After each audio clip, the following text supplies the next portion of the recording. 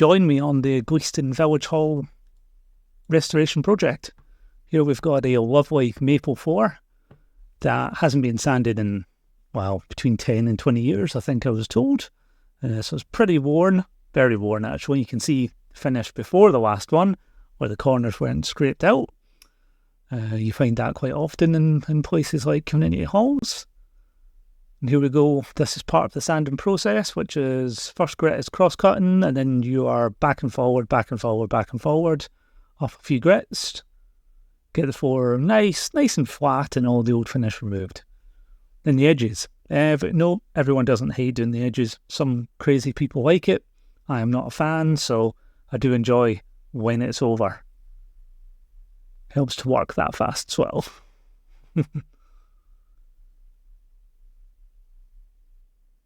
And then here, scrapers are important for around door trims, corners, areas that the edge of sanders just cannot get to.